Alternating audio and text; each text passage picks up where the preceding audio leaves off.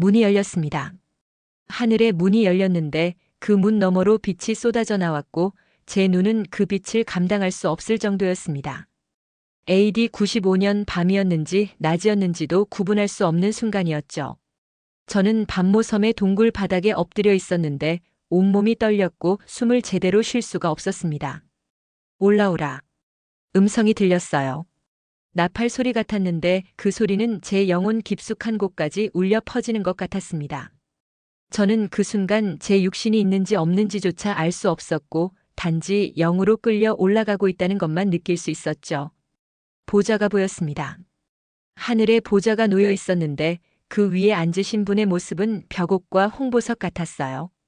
무지개가 보좌를 둘렀는데 그 색깔은 녹보석 같았고 이 세상 어떤 말로도 그 아름다움을 표현할 수가 없다고 봐야겠네요.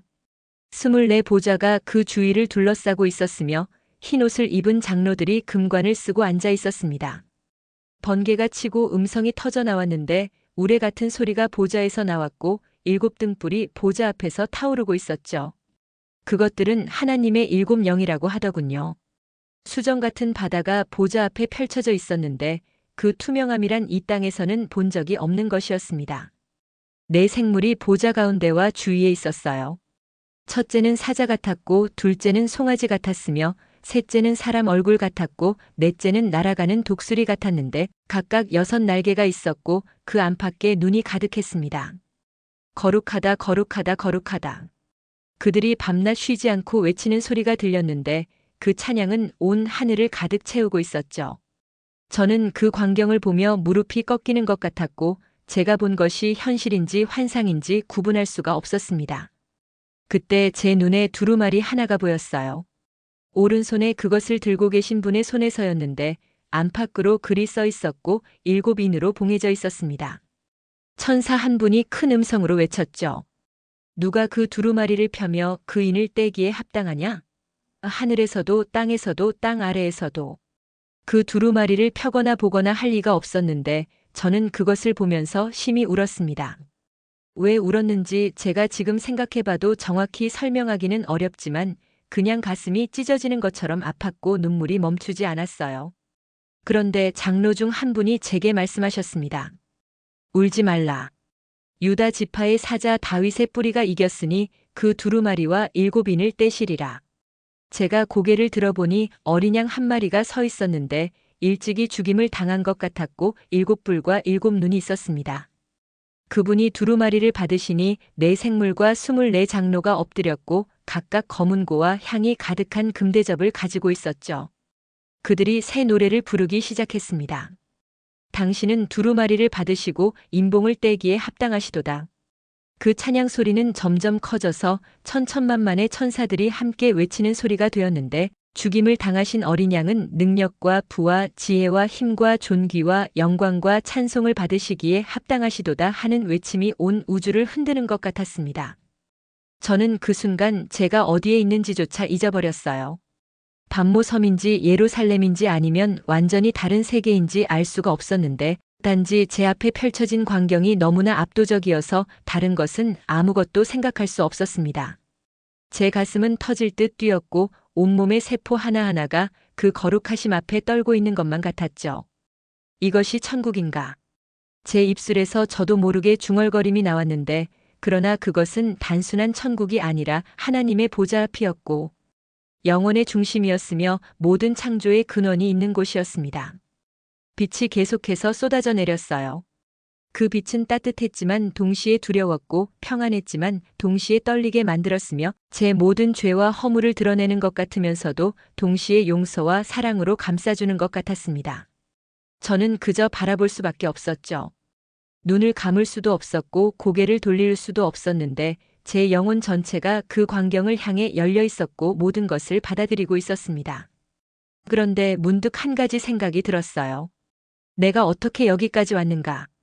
저는 지금 천국을 보고 있지만 불과 몇십 년 전만 해도 저는 갈릴리 호숫가에서 그물을 깁던 평범한 어부에 불과했습니다.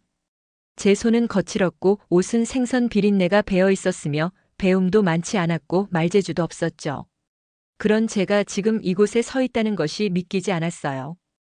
하지만 이 모든 것은 우연이 아니었고 제 능력으로 된 것도 아니었으며 오직 한 분의 부르심과 인도하심이 있었기에 가능한 일이었습니다. 그분의 이름은 예수님이셨죠. 제가 그분을 처음 만난 순간부터 지금 이 천국의 문 앞에 서기까지 모든 것이 주님의 은혜였고 섭리였으며 사랑이었다고 봐야겠네요. 저는 천천히 기억을 더듬어 올라가기 시작했습니다. 밤모섬에 유배되기 전의 일들, 예루살렘에서의 사역, 에베소에서의 목회, 그리고 그보다 훨씬 더 오래전 주님과 함께 걸었던 그 3년의 시간들이 주마등처럼 스쳐 지나갔어요.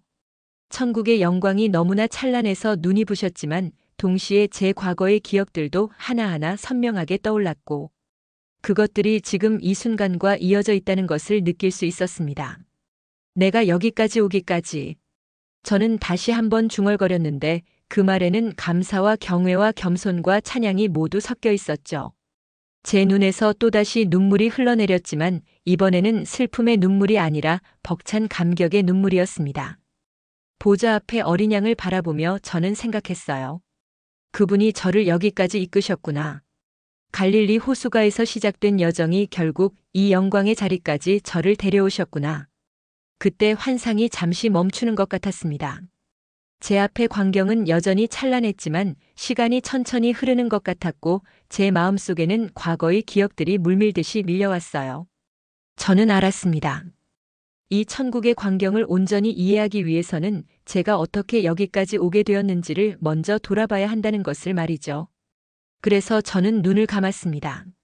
아니, 육신의 눈은 여전히 그 영광을 바라보고 있었지만 마음의 눈은 과거로 돌아갔어요. 갈릴리로, 예루살렘으로, 그리고 그 모든 여정의 시작점으로 되돌아가기 시작했습니다.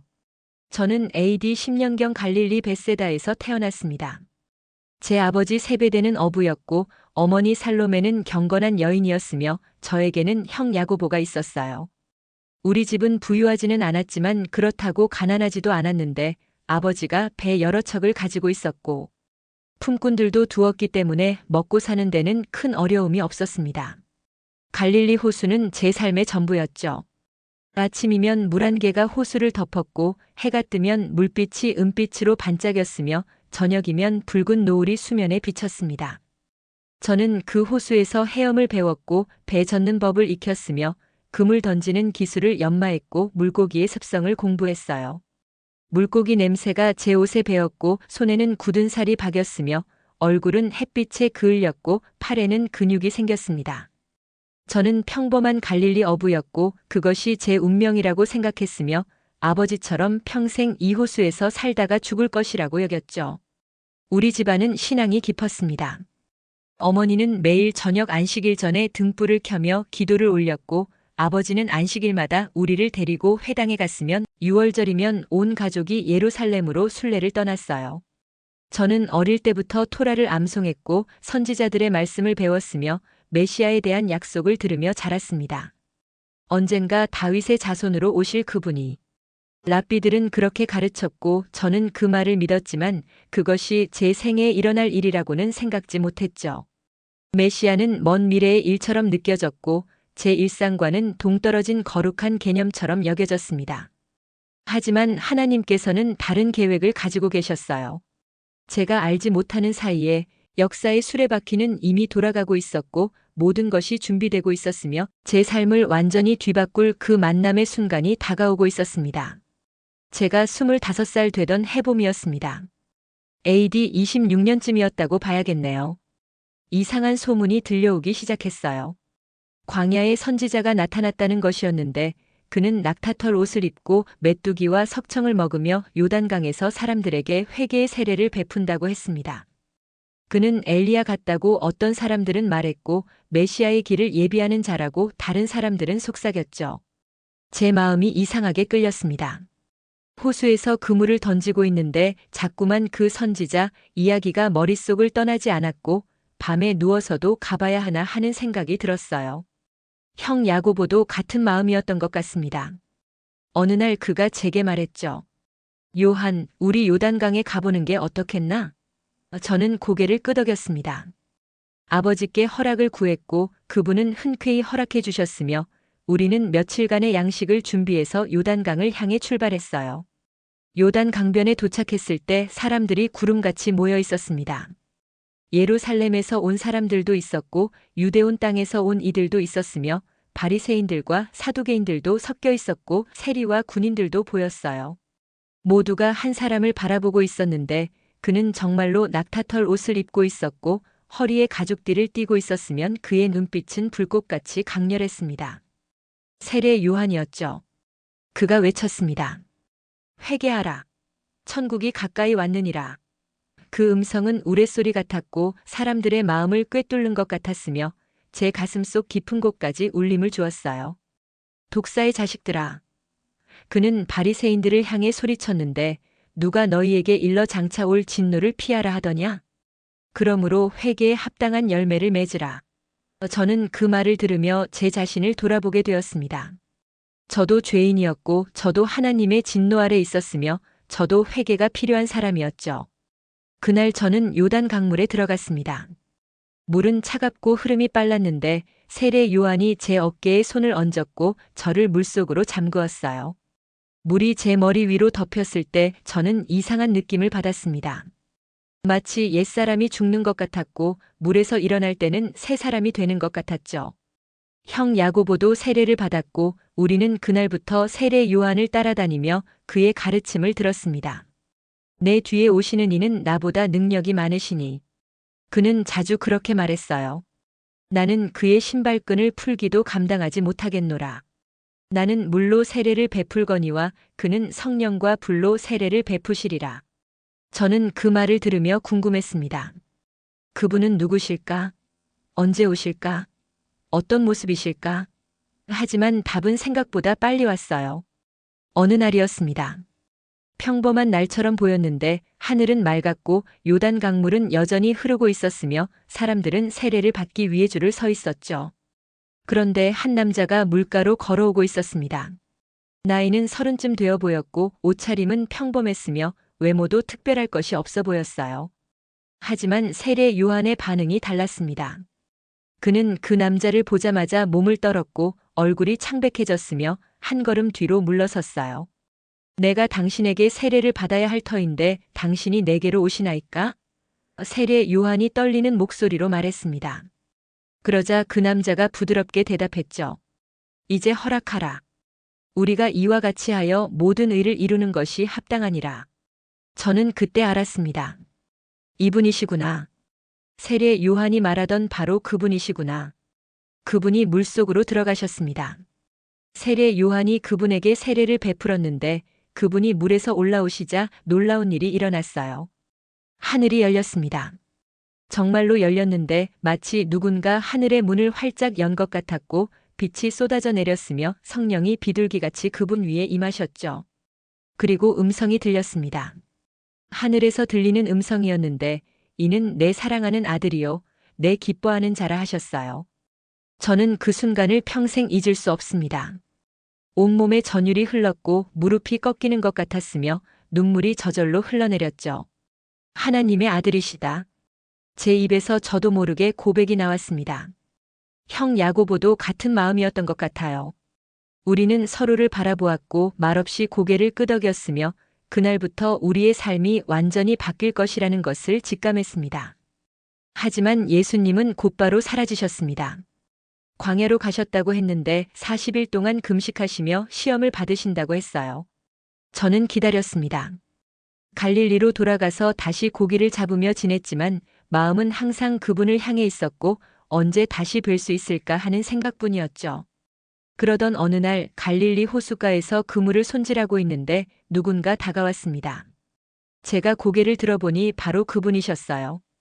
요단강에서 배웠던 그분, 하늘이 열리고 성령이 임하셨던 바로 그분이 제 앞에 서 계셨습니다. 제 심장이 미친 듯이 뛰기 시작했고 손에 들고 있던 그물이 떨어질 뻔했으며 말문이 막혀서 아무 말도 할 수 없었어요. 그때 그분이 말씀하셨습니다. 나를 따르라. 단 3글자였지만 그 말씀은 제 인생 전체를 뒤흔들어 놓았고 제 운명을 완전히 바꾸어 놓았으며 제가 지금 이 천국의 문 앞에 서게 만든 시작점이 되었죠. 저는 그물을 내려놓았습니다. 형 야고보도 그랬고 우리와 함께 있던 시몬과 안드레도 마찬가지였어요. 아버지 세배되는 배 위에 계셨는데 우리가 떠나는 것을 보시며 놀란 표정을 지으셨지만 말리지는 않으셨습니다. 어쩌면 그분도 알고 계셨는지도 모르죠. 이것이 하나님의 부르심이라는 것을, 우리가 가야 할 길이라는 것을 말입니다. 그렇게 저는 예수님을 따라 나섰어요. 집을 떠났고 호수를 떠났으며 제가 알던 모든 것을 뒤로 한 채 전혀 알지 못하는 미래를 향해 발걸음을 옮겼습니다. 두렵기도 했고 설레기도 했으며 불안하기도 했고 기대되기도 했죠. 하지만 한 가지는 확실했습니다. 이분과 함께라면 어디든 갈 수 있다는 것, 이분이 이끄시는 곳이라면 그곳이 바로 제가 있어야 할 곳이라는 것을요. 그렇게 시작된 3년의 여정은 제 인생에서 가장 놀랍고 가장 행복했던 시간이었습니다. 우리는 12이었는데 예수님께서 각자를 부르셨고 사도로 세우셨으며 밤낮으로 그분을 따라다니며 그분의 가르침을 들었죠. 갈릴리에서 시작해서 사마리아를 거쳐 유대까지 마을마다 회당마다 산과 들판과 호숫가를 다니며 복음이 전파되었고 기적이 일어났으며 사람들의 삶이 변화되었습니다.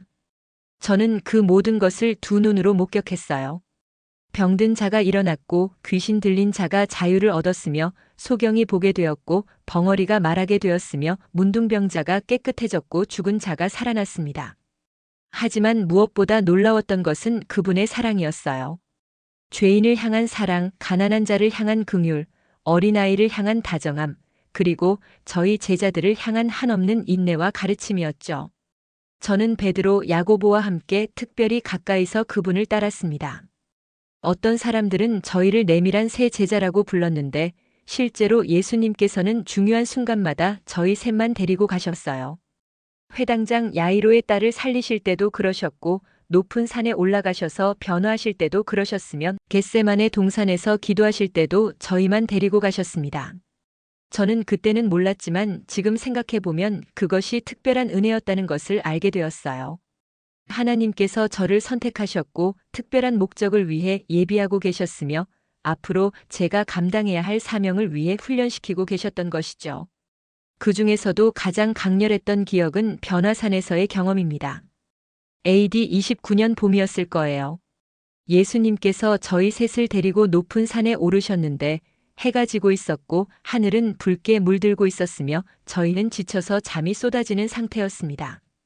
그런데 갑자기 빛이 나기 시작했어요.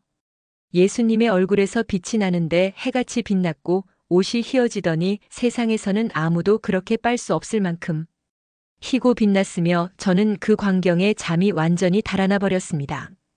그런데 더 놀라운 일이 일어났죠. 두 사람이 예수님 곁에 나타났는데 모세와 엘리야였어요. 어떻게 알았냐고요? 그냥 알 수 있었습니다. 영적으로 깨닫게 되었다고 해야 할까요? 그분들이 누구인지 제 마음속에 확신이 들어왔고 의심의 여지가 없었죠. 그들이 예수님과 이야기를 나누고 있었는데 예루살렘에서 이루실 일즉 돌아가실 것에 대해 말씀하고 계셨습니다. 베드로가 흥분해서 말했어요. 주여, 우리가 여기 있는 것이 좋사오니 주께서 만일 원하시면 내가 여기서 초막셋을 짓되 하나는 주를 위하여 하나는 모세를 위하여 하나는 엘리야를 위하여 하리이다. 베드로가 무슨 말을 하는지도 모르고 한 말이었는데 그 순간 구름이 저희를 덮었고 구름 속에서 음성이 들려왔습니다. 이는 내 사랑하는 아들이요 내 기뻐하는 자니 너희는 그의 말을 들으라. 저는 그 음성을 들으며 엎드렸어요. 요단강에서 들었던 바로 그 음성이었는데 이번에는 더 가까이서 더 선명하게 들렸고 제 영혼 깊숙한 곳까지 울림을 주었습니다. 그날 산에서 내려오며 저는 생각했습니다. 이분은 정말 하나님의 아들이시구나. 인간의 몸을 입고 계시지만 본질은 하나님이시구나. 영광 중에 계시다가 우리를 위해 낮아지신 것이구나. 하지만 동시에 불안한 마음도 들었어요. 모세와 엘리야가 예루살렘에서 이루실 일, 즉 돌아가실 것에 대해 이야기했다는 것이 마음에 걸렸고 예수님께서도 종종 당신이 고난을 받으실 것이라고 말씀하셨는데 그것이 무슨 뜻인지 알 수 없었으면 메시아는 영광 중에 오셔서 이스라엘을 회복하실 줄 알았는데 왜 고난과 죽음을 말씀하시는지 이해할 수 없었죠. 하지만 저는 그 생각을 떨쳐버리려 했습니다. 아니야, 주님께서 다 계획이 있으실 거야. 우리가 아직 이해하지 못하는 더 큰 그림이 있을 거야. 그렇게 스스로를 위로하며 계속 주님을 따랐어요. 세월은 빠르게 흘렀습니다. AD 30년 봄이 되었는데 6월절이 다가오고 있었고 우리는 예루살렘으로 올라가고 있었어요. 예수님의 얼굴에는 결연한 표정이 있었고 걸음걸이는 평소보다 빨랐으며 무언가 중요한 일이 일어날 것 같은 긴장감이 감돌고 있었습니다.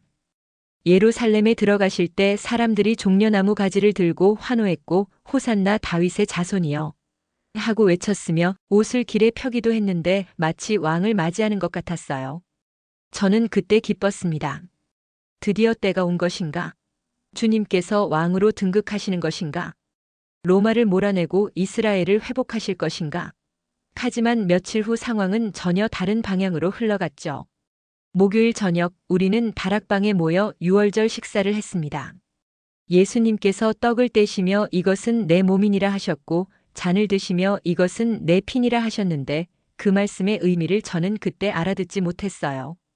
식사 후 우리는 겟세마네 동산으로 갔습니다.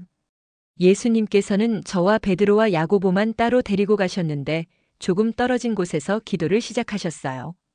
그분의 기도는 평소와 달랐습니다. 땀이 핏방울같이 되어 땅에 떨어졌고 음성은 떨리고 있었으며 아버지여 만일 아버지의 뜻이거든 이 잔을 내게서 옮기시옵소서 하고 부르짖으셨죠. 저는 그 모습을 보며 두려웠습니다. 전능하신 하나님의 아들이 죽은 자를 살리시고 바람과 바다를 잠잠케 하시던 그분이 이토록 고뇌하시는 것을 보니 앞으로 무슨 일이 일어날지 짐작이 되었고 도망치고 싶은 마음이 들었으며 하지만 발이 떨어지지 않았어요. 예수님께서 3번이나 기도하시고 돌아오셨는데 저희는 매번 졸고 있었고 깨어 기도하지 못했으면 주님께서 시험에 들지 않게 깨어 기도하라 하셨지만 저희는 그 말씀을 지키지 못했습니다. 지금 생각하면 그것이 너무나 부끄럽고 후회가 되지만 그때는 정말 졸음을 이기지 못했고 영적으로 깨어있지 못했어요. 그때 횃불을 든 무리가 다가왔습니다. 대제사장의 하속들과 군병들이었는데 앞에는 유다가 서 있었고 예수님께 입을 맞추었으며 그것이 신호였어요. 군병들이 달려들어 예수님을 붙잡았고 베드로가 칼을 빼어 대제사장의 종 말고의 귀를 쳤으며 예수님께서는 내 칼을 도로 집에 꽂으라 하시며 말고의 귀를 치료해 주셨습니다. 저는 그 순간 패닉 상태였어요. 무슨 일이 일어나고 있는지 이해할 수 없었고 어떻게 해야 할지 몰랐으며 두려움이 엄습했죠. 예수님께서 끌려가시자 저희는 모두 도망쳤습니다. 부끄럽지만 사실입니다. 저도 도망쳤고 베드로도 도망쳤으며 모든 제자가 다 도망쳤어요. 3년간 따르던 그 믿음이 변화산에서 보았던 그 영광이 모든 것이 순식간에 무너져 내렸고 오직 공포만이 남았습니다. 하지만 저는 멀찍이 떨어져서 따라갔어요.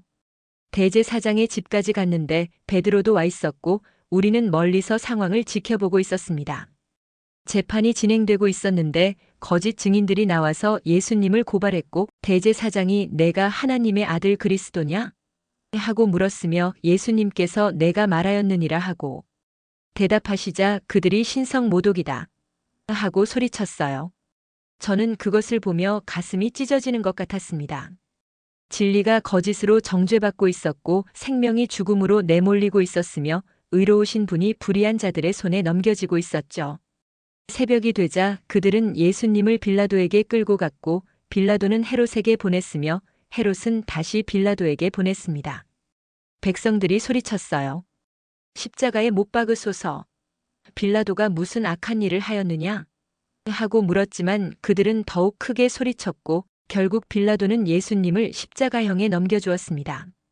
저는 그 모든 과정을 지켜봤습니다.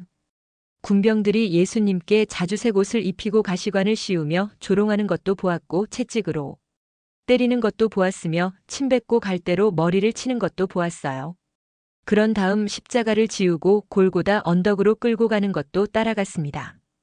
예수님께서 십자가를 지고 비틀거리며 걸어가시는 모습을 보며 저는 울었어요. 소리내어 울지는 못했지만 눈물이 멈추지 않았고 가슴이 터질 것 같았으며 이것이 정말 현실인가? 꿈이 아닌가? 하는 생각이 들었습니다. 골고다에 도착하자 그들은 예수님을 십자가에 못 박았어요. 손에 못을 박고 발에 못을 박았는데 그 소리가 지금도 제 귀에 생생합니다. 망치가 못을 내리칠 때마다 제 심장도 같이 내려앉았고 예수님께서 신음하실 때마다 제 영혼도 같이 신음했으며 십자가가 세워질 때 제 희망도 같이 무너져 내렸어요. 예수님 곁에는 두 강도가 함께 십자가에 달렸고 사람들은 지나가며 조롱했으며 내가 만일 하나님의 아들이거든 십자가에서 내려와 보라 하고 비웃었습니다. 하지만 예수님께서는 아무 말씀도 하지 않으셨어요. 아니, 한 번 말씀하셨습니다. 아버지여 저들을 사하여 주옵소서 자기들이 하는 것을 알지 못함이니이다. 원수를 위해 기도하시는 그 모습을 보며 저는 또 울었습니다. 어떻게 이런 사랑이 가능한가? 어떻게 자신을 죽이는 자들을 위해 기도할 수 있는가? 정오가 되자 온 땅에 어둠이 임했어요. 해가 빛을 잃었고 하늘이 캄캄해졌으며 마치 온 우주가 슬퍼하는 것 같았습니다. 3시간 동안 그 어둠이 계속되었는데 오후 3시쯤 예수님께서 큰 소리로 외치셨어요. 엘리 엘리 라마 사박다니. 나의 하나님 어찌하여 나를 버리셨나이까. 그 부르짖음은 제 영혼을 관통했고 하늘과 땅을 울렸으며 모든 피조물이 침묵했습니다. 그리고 다 이루었다 하시고 고개를 숙이셨어요. 숨이 끊어졌고 움직임이 멈추었으며 하나님의 아들이 죽으셨습니다. 그 순간 땅이 진동했어요. 바위가 터지고 무덤이 열렸으며 성전 휘장이 위에서 아래까지 찢어졌다고 나중에 들었습니다. 백부장이 말했어요. 이 사람은 진실로 하나님의 아들이었도다. 하지만 저에게는 그 어떤 위로도 되지 않았습니다. 모든 것이 끝났다고 생각했고 모든 희망이 사라졌다고 여겼으며 제 인생도 이제 끝이라고 느껴졌어요. 저는 그곳을 떠날 수 없었습니다.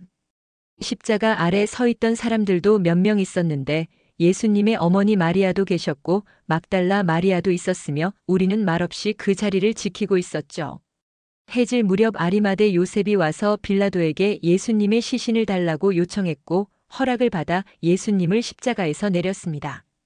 우리는 예수님의 시신을 세마포로 쌌어요. 몰약과 침향을 섞어 바르고 정성스럽게 쌌는데 손이 떨려서 제대로 할 수가 없었습니다.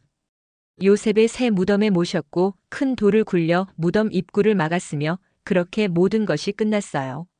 토요일은 안식일이어서 아무것도 할 수 없었습니다. 저는 다락방에 숨어 있었는데 문을 잠그고 두려워 떨고 있었으며 유대인들이 우리도 잡으러 올까봐 무서워했죠. 베드로도 와 있었고 다른 제자들도 모여 있었는데 모두 절망에 빠져 있었고 말이 없었으며 가끔 누군가 흐느끼는 소리만 들렸습니다. 우리가 믿었던 것이 다 헛된 것이었나? 도마가 중얼거렸어요. 그분이 정말 메시아였다면 어떻게 죽으실 수 있는가? 저도 같은 생각이었습니다. 모든 것이 혼란스러웠고 이해할 수 없었으며 하나님께서 왜 이런 일을 허락하셨는지 알 수 없었어요. 하지만 일요일 아침 모든 것이 바뀌었습니다. 막달라 마리아가 달려왔는데 숨을 헐떡이며 소리쳤어요. 무덤이 비었습니다.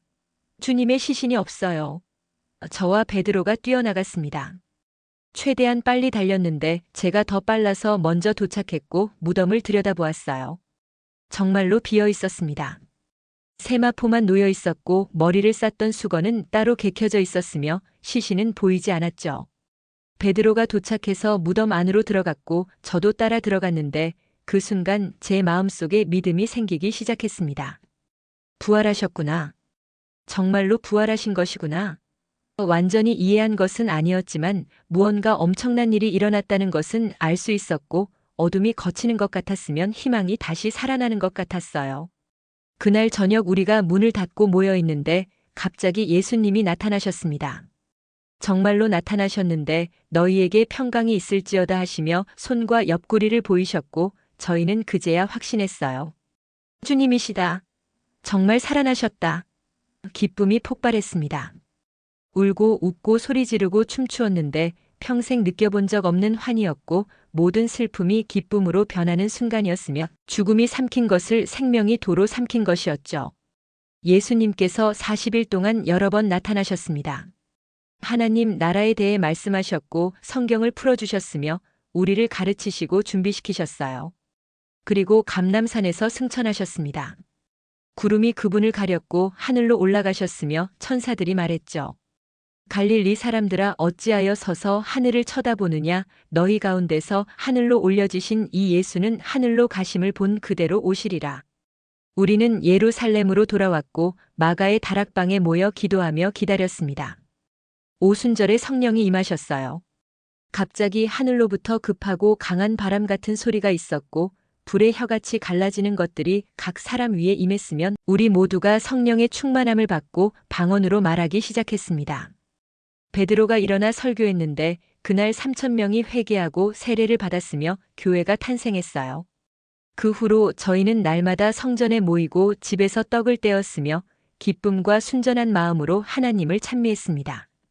표적과 기사가 일어났고 병든 자가 치유받았으며 복음이 빠르게 확산되었죠. 하지만 박해도 시작되었습니다. 제 형 야고보가 순교했어요. 헤롯 왕이 칼로 죽였는데 제 곁에 있던 형이 갑자기 사라진 것이었고 너무나 큰 충격이었으며 하지만 형은 기쁨으로 죽음을 맞이했다고 들었습니다. 베드로도 감옥에 갇혔지만 천사가 구출해 주었고 우리는 계속 복음을 전했으며 죽음의 위협 속에서도 멈추지 않았어요. 세월이 흘러 저는 에베소로 가게 되었습니다. 그곳에서 교회를 섬겼고 많은 제자를 길렀으며 예수님의 사랑을 가르쳤어요. AD 90년대 중반 도미티아누스 황제가 기독교인들을 박해하기 시작했는데 저도 체포되어 재판을 받았고 반모 섬으로 유배를 당했습니다. 반모는 작은 섬이었어요. 돌과 바위뿐이고 나무도 거의 없었으며 뜨거운 햇볕과 거센 바람만 있었죠. 저는 동굴 하나를 찾아 거처로 삼았고 낮에는 돌을 캐는 노역을 했으며 밤에는 기도하고 말씀을 묵상했습니다. 외로웠지만 하나님께서 함께하심을 느꼈고 고통스러웠지만 평안이 있었으며 늙은 몸으로 힘들었지만 사명을 잊지 않았어요. 어느 주일이었습니다. AD 95년경이었는데 저는 동굴에서 기도하고 있었고 성령 안에서 깊은 묵상에 잠겨 있었습니다. 그때 음성이 들렸어요. 나는 알파와 오메가라. 내가 보는 것을 두루마리에 써서 7 교회에 보내라. 저는 깜짝 놀라 뒤를 돌아보았는데 7 금초대가 보였고 그 사이에 인자 같은 이가 서 계셨습니다. 발에 끌리는 옷을 입으셨고 가슴에 금띠를 띠셨는데 머리와 털은 흰 양털 같고 눈 같았으며 눈은 불꽃 같았고 발은 풀무불에 단련한 빛난 주석 같았으며 음성은 많은 물소리 같았어요. 오른손에 7 벼를 가지셨고 입에서는 좌우에 날선 검이 나왔으며 얼굴은 해가 힘있게 비치는 것 같았습니다. 저는 그분을 보고 발 앞에 엎드러져 죽은 자 같이 되었는데 그분이 오른손을 제게 얹으시며 말씀하셨어요. 두려워하지 말라. 나는 처음이요 마지막이니 곧 살아있는 자라. 내가 전에 죽었었노라. 볼지어다 이제 세세토록 살아있어 사망과 음부의 열쇠를 가졌노니. 예수님이셨습니다. 영광 중에 나타나신 예수님이셨는데 갈릴리 호수가에서 저를 부르셨던 그분, 변화산에서 빛나셨던 그분, 십자가에서 돌아가셨다가 부활하신 그분이 이제 영광의 모습으로 서 계신 것이었죠. 제 손이 떨렸습니다. 두루마리를 펴고 펜을 잡았는데 어떻게 이 광경을 글로 옮길 수 있을까 막막했어요. 하지만 성령께서 도우셨고 보는 것을 쓰기 시작했으며 7 교회에 보낼 편지들을 받아 적었습니다. 에베소 교회에, 서머나 교회에, 버가모 교회에, 두아디라 교회에, 사대 교회에, 빌라델비아 교회에, 라오디게아 교회에 각각 말씀을 주셨는데 칭찬과 책망과 권면과 약속이 담겨 있었고 귀 있는 자는 성령이 교회들에게 하시는 말씀을 들으라고 하셨어요. 그 편지들을 다 쓰고 나니 갑자기 하늘의 문이 열렸습니다. 그리고 제가 처음에 말씀드렸던 그 광경이 펼쳐진 것이죠. 보좌와 무지개와 24 장로와 4 생물과 어린 양과 두루마리와 모든 것이 제 눈앞에서 생생하게 전개되었고 저는 그것을 하나도 빠짐없이 기록했으며 인류 역사의 마지막과 하나님 나라의 완성을 보았습니다. 7 인이 떼어졌어요. 각각의 인이 떼어질 때마다 심판이 쏟아졌는데 백마와 붉은 말과 검은 말과 청황색 말이 나왔고 순교자들의 영혼이 외쳤으며 땅이 흔들리고 해가 어두워지고 별들이 떨어졌습니다. 7 나팔이 불려졌어요. 우박과 불이 쏟아지고 큰 산이 바다에 던져졌으며 물이 쓴 물이 되고 해와 달과 별들의 3분의 1이 타격을 받았고 무저갱에서 황충대가 나왔으며 천천만만의 마병대가 인류의 3분의 1을 죽였어요. 7대접이 쏟아졌습니다. 악하고 독한 종기가 생겼고 바다가 죽은 자의 피같이 되었으며 강과 물 근원이 피가 되고 해가 권세를 받아 사람들을 태웠으며 어둠이 임하고 큰 우박이 내렸습니다. 저는 그 모든 장면을 보며 떨었어요. 하나님의 진노가 이토록 무서운 것인지 죄의 대가가 이토록 끔찍한 것인지 처음 알았고 동시에 왜 예수님이 오셔야 했는지 왜 십자가에서 죽으셔야 했는지 깨달았습니다. 그리고 새 하늘과 새 땅을 보았어요. 처음 하늘과 처음 땅이 없어졌고 바다도 다시 있지 않았으며 거룩한 성 새 예루살렘이 하나님께로부터 하늘에서 내려오는 것을 보았는데 그 준비한 것이 신부가 남편을 위해 단장한 것 같았습니다. 큰 음성이 들렸어요. 보라, 하나님의 장막이 사람들과 함께 있음에 하나님이 그들과 함께 계시리니 그들은 하나님의 백성이 되고 하나님은 친히 그들과 함께 계셔서 모든 눈물을 그 눈에서 닦아주시니 다시는 사망이 없고 애통하는 것이나 곡하는 것이나 아픈 것이 다시 있지 아니하리니 처음 것들이 다 지나갔음이러라. 저는 그 말씀을 들으며 울었습니다. 눈물이 멈추지 않았는데 기쁨의 눈물이었고 감사의 눈물이었으며 소망의 눈물이었죠. 천사가 저를 데리고 큰 산으로 올라갔고 거룩한 성 예루살렘을 보여주었습니다. 성의 광채는 지극히 귀한 보석 같고 벽옥과 수정같이 맑았어요. 크고 높은 성곽이 있고 12문이 있었는데 문들 위에 12천사가 있었고 이스라엘 자손 12지파의 이름이 써 있었으며 성곽에는 12기초석이 있고 그 위에 어린 양의 12사도의 이름이 있었습니다. 저는 제 이름도 그곳에 새겨져 있는 것을 보았어요. 요한. 감격스러웠습니다. 갈릴리 호수가의 평범한 어부였던 제 이름이 영원한 하늘나라 성전의 기초석에 새겨져 있다니 이 얼마나 놀라운 은혜인가요? 성은 정사각형이었는데 길이와 너비와 높이가 같았고 12,000 스타디온이었으며 성곽은 벽옥으로 쌓였고 성은 맑은 유리 같은 정금이었습니다. 성곽의 기초석은 각색 보석으로 꾸몄는데 첫째는 벽옥이요, 둘째는 남보석이요. 셋째는 옥수요, 넷째는 녹보석이요, 다섯째는 홍만호요, 여섯째는 홍보석이요, 일곱째는 황옥이요, 여덟째는 노곡이요. 아홉째는 다망옥이요, 열째는 비추옥이요, 11째는 청옥이요, 12째는 자수정이었어요. 12문은 12진주니 각 문마다 한 개의 진주로 되어 있었고 성의 길은 맑은 유리 같은 정금이었습니다. 성 안에서 성전을 보지 못했는데 주 하나님 곧 전능하신 이와 어린 양이 그 성전이심이라고 했어요. 그 성은 해나 달의 비침이 쓸데없었으니 하나님의 영광이 비치고 어린 양이 그 등불이 되셨기 때문이었습니다. 만국이 그 빛 가운데로 다니고 땅의 왕들이 자기 영광을 가지고 그리로 들어가며 성문들을 낮에 도무지 닫지 아니하리니 거기에는 밤이 없었어요. 저는 그 아름다움에 넋을 잃었습니다. 이 세상 어떤 말로도 표현할 수 없는 영광이었고 인간의 상상을 초월하는 완벽함이었으며 모든 것이 거룩하고 순결하고 찬란했죠. 천사가 저에게 생명수 강을 보여주었습니다.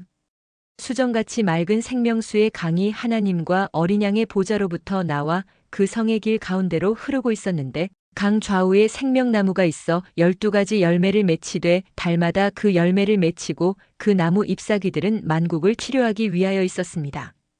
다시 저주가 없으며 음성이 들렸어요.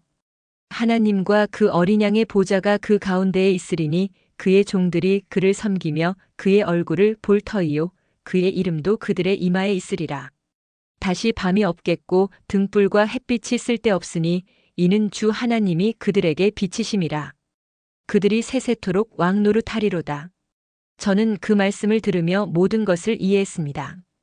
왜 예수님께서 오셔야 했는지, 왜 십자가에서 죽으셔야 했는지, 왜 부활하셔야 했는지, 그리고 왜 우리가 이 복음을 전해야 하는지 명확해졌어요. 이 영광스러운 미래가 기다리고 있기 때문이었고 이 완벽한 회복이 준비되어 있기 때문이었으며 하나님께서 인류와 함께 영원히 거하시려는 계획을 가지고 계시기 때문이었습니다. 천사가 말했습니다. 이 말은 신실하고 참된지라. 주 곧 선지자들의 영의 하나님이 그의 종들에게 반드시 속히 되어질 일을 보이시려고 그의 천사를 보내셨도다. 보라, 내가 속히 오리니 이 두루마리의 예언의 말씀을 지키는 자는 복이 있으리라. 저는 엎드려 그 말씀하는 천사의 발 앞에 경배하려 했는데 그가 제게 말하더군요. 나는 너와 내 형제 선지자들과 또 이 두루마리의 말을 지키는 자들과 함께 된 종이니 그러지 말고 하나님께 경배하라. 그리고 주 예수님께서 말씀하셨어요. 보라, 내가 속히 오리니 내가 줄 상이 내게 있어 각 사람에게 그가 행한 대로 갚아주리라. 나는 알파와 오메가요, 처음과 마지막이요, 시작과 마침이라. 저는 그 음성을 들으며 응답했습니다. 아멘. 주 예수여 오시옵소서. 환상이 끝났어요. 제 눈앞에 있던 천국의 광경이 서서히 사라지기 시작했고 다시 밤모섬 동굴의 현실로 돌아왔으면 손에는 펜이 들려 있었고 두루마리에는 제가 본 모든 것이 빼곡히 적혀 있었습니다. 저는 한참을 그 자리에 앉아 있었어요. 방금 본 것이 현실인지 환상인지 구분이 안 되었고 너무나 압도적인 경험이어서 정신을 차릴 수가 없었으며 온몸이 떨리고 있었지만 동시에 평안했고 두려웠지만 동시에 기뻤습니다. 이것을 사람들에게 전해야 한다. 저는 생각했어요. 이 소망을 교회들에게 알려야 한다. 박해받는 성도들에게 용기를 주어야 한다.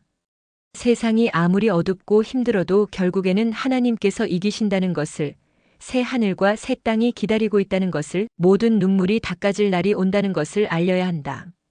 그 후 저는 두루마리를 복사해서 7교회에 보냈습니다. 에베소와 서머나와 버가모와 두아디라와 사데와 빌라델비아와 라오디게아에 각각 전달되었고 교회들은 그것을 읽고 위로받았으며 힘을 얻었고 소망을 회복했어요. 박해는 계속되었지만 믿음은 더욱 강해졌고 순교자들이 생겼지만 교회는 더욱 자랐으며 세상은 교회를 짓밟으려 했지만 오히려 교회는 세상을 변화시켰습니다. AD 96년쯤이었을 거예요. 도미티아누스 황제가 죽고 네르바 황제가 즉위했는데 새 황제는 유배된 사람들을 풀어주었고 저도 밤모섬에서 풀려나 에베소로 돌아갈 수 있었습니다. 제자들이 저를 맞이했고 교회 성도들이 기뻐했으며 저는 다시 그들을 가르치고 목양하기 시작했어요. 하지만 제 몸은 이미 너무 늙어 있었습니다. 100살 가까운 나이였고 걷기도 힘들었으며 말을 오래 하는 것도 버거웠죠. 어느 주일 예배였습니다. 제자들이 저를 의자에 앉혀주었고 성도들이 모였으며 저는 그들을 바라보았어요. 젊은이들도 있었고 어린아이들도 있었으며 노인들도 있었고 병든 자들도 있었는데 모두가 예수님을 사랑하는 사람들이었고 천국을 사모하는 영혼들이었습니다. 저는 입을 열었습니다. 사랑하는 자녀들이여. 목소리가 떨렸지만 계속 말했어요. 서로 사랑하십시오. 이것이 주님의 명령입니다. 제가 여러분에게 드릴 수 있는 마지막 말씀은 이것뿐입니다. 서로 사랑하십시오. 사람들이 물었습니다. 요한 선생님, 왜 항상 같은 말씀만 하십니까? 저는 미소 지었어요. 이것이 주님의 명령이기 때문입니다. 이것만 지켜진다면 충분하기 때문입니다. 우리가 서로 사랑한다면 세상이 우리를 보고 예수님을 알게 될 것입니다. 지금 저는 침대에 누워 있습니다. AD 100년경이라고 들었는데 제 몸은 더 이상 움직이지 않고 숨쉬기도 힘들며 곧 이 세상을 떠날 것 같아요. 하지만 두렵지 않습니다. 오히려 기대됩니다. 밤모섬에서 보았던 그 천국을, 새 예루살렘을, 생명수강을, 생명나무를 이제 직접 가서 볼 수 있기 때문이죠. 갈릴리 호숫가에서 그물을 던지던 어부였던 제가 예수님을 만나 제자가 되었고 십자가와 부활을 목격했으며 성령을 받았고 복음을 전했으며 박해를 이겨냈고 천국의 계시를 받았습니다. 이 모든 것이 은혜였고 모든 것이 하나님의 사랑이었으며 모든 것이 예수 그리스도로 말미암은 것이었어요. 창밖으로 빛이 들어옵니다. 아침 햇살인 것 같은데 점점 더 밝아지고 있고 따뜻해지고 있으며 무언가 제게 손짓하는 것 같아요. 올라오라. 음성이 들리는 것 같습니다. 밤모섬에서 들었던 바로 그 음성인데 올라오라 이후에 마땅히 될 일들을 내가 내게 보이리라. 저는 눈을 감습니다. 아니, 육신의 눈을 감지만 영의 눈은 뜨이고 있어요. 문이 보입니다. 하늘에 문이 열리고 있고 그 너머로 빛이 쏟아지고 있으며 보좌가 보이고 어린 양이 보이고 24 장로가 보이고 내 생물이 보입니다. 거룩하다 거룩하다 거룩하다. 찬양 소리가 들려요. 제 입술도 움직입니다. 거룩하시도다 주 하나님. 제 영혼이 몸에서 빠져나가는 것 같습니다. 가볍고 자유로우며 날아오르는 것 같아요. 요하나. 누군가 제 이름을 부릅니다. 고개를 들어보니 예수님이십니다. 갈릴리 호숫가에서 저를 부르셨던 그분, 나를 따르라 하셨던 그분, 십자가에서 돌아가셨다가 부활하신 그분, 승천하셨던 그분이 이제 영광 중에 저를 맞이하러 오셨어요. 주님. 저는 외칩니다. 주님, 제가 여기까지 왔습니다. 주님께서 저를 여기까지 인도하셨습니다. 예수님이 미소 지으십니다. 잘하였도다 착하고 충성된 종아. 내가 작은 일에 충성하였음에 내가 많은 것을 내게 맡기리니 내 주인의 즐거움에 참여할지어다. 손을 내미십니다. 저는 그 손을 잡아요. 못자국이 보입니다.